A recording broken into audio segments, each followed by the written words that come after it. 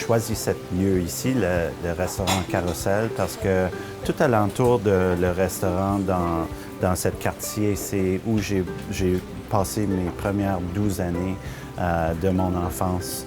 Dès que j'ai fini ma programme de maîtrise à l'Université de Colombie-Britannique en architecture de paysage, j'ai retourné ici, à Saint-Lazare, pour promouvoir des projets verts.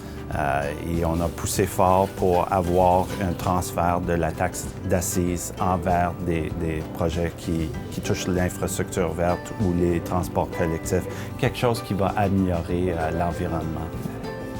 À chaque fois que je parle de l'eau avec les gens, j'essaie de communiquer l'importance. L'eau rentre dans notre identité, dans la spiritualité et même dans l'économie. Pendant une cinquantaine d'années, les libéraux et les conservateurs ont dit qu'il faut faire un choix entre l'économie ou l'environnement. Pour la même période de temps, on a dit il n'y a pas de choix, les deux travaillent ensemble. Quand on regarde les économies les plus puissantes à l'échelle mondiale, ils ont pris en main l'idée de développement durable. Ça a devenu un incontournable pour les économies qui veulent être concurrentielles à l'échelle mondiale. Alors, c'est la direction que le Canada doit prendre et on trouve que si on prend cette idée puis on le met dans tous nos politiques, ça va dire qu'on va être plus concurrentiel à l'échelle mondiale.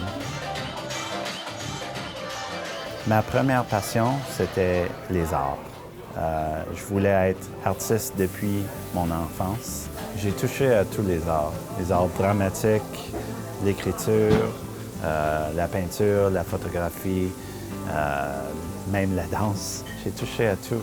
Et c'est quelque chose que je tiens à cœur. Dès que j'ai été nommé porte-parole adjoint en matière de langues officielles, on a fait une étude sur l'économie des communautés minoritaires et on a trouvé le taux de participation des artistes dans les communautés minoritaires, c'est assez élevé.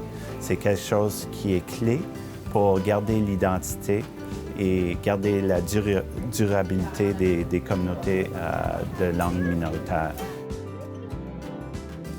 L'économie communautaire et la consultation avec l'économie communautaire, c'est une des valeurs centrales du parti de l'NPD.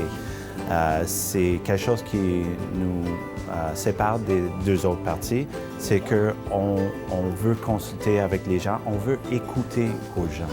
C'est pour ça qu'on a organisé des forums pour les organismes communautaires pour qu'ils puissent communiquer entre eux, mais aussi qu'on peut écouter à leurs besoins. C'est la même chose, la raison pourquoi on a organisé une assemblée publique sur Post Canada.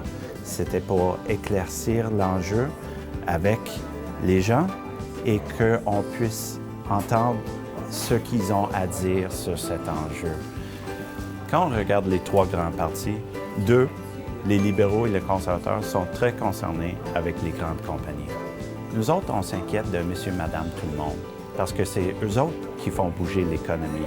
Quand on regarde l'économie en total, 80 % c'est les petites et moyennes entreprises. Alors, qui va parler pour eux?